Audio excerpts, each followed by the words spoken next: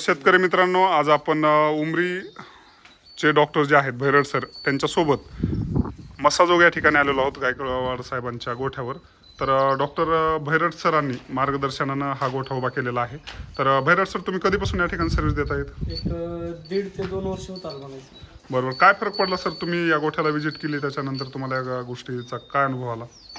तिथे शेतकरी सांगतील काय म्हणजे तर त्यांना माझ्यापासून काय अनुभव आला ते तेच सांगतील शेतकरी. सर, सरांचं वर्क कसं आहे तुमच्या इथं? तुम्हाला जे जनावर गाभण राहणं असतील किंवा मग भांडं बाहेर पडलेलं असेल, डिस्टोक्या झालेला असेल, तर या गोष्टीमध्ये एखादा अनुभव सरांचा की ज्याच्यामुळे तुमचा एखादं जनावर जे आहे वायाला जाता जाता राहिलेलं आहे, असं काही आहे का आठवण?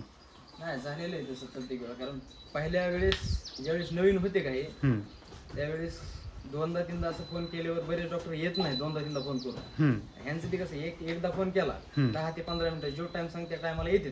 म्हणजे सगळ्यात महत्वाचं टाइम तत्परता भेटली, त्याच्यामुळं जेवढं करता येईल तेवढं कमी टायमामध्ये तुम्हाला चांगल्या पद्धतीचं नियोजन करता आलं आणि त्याच्यामुळे तुम्हाला याचा फायदा झालेला आहे गोठ्यावर.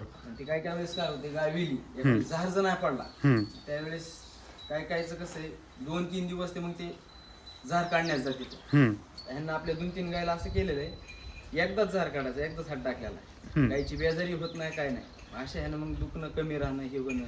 आणि गाई अशा माझं एकदा लावली की राहते. पहिल्या गाई सारखी रिपीट होत होत्या. अच्छा अच्छा. तर खूप छान. Thank you so much sir. तुमचं जे काही मुलाखत तुम्ही दिलेली आहे ही आपली पॅरावेट बालाजी मुंडे या यूट्यूब चॅनलवर अपलोड करण्यात येत आहे. धन्यवाद.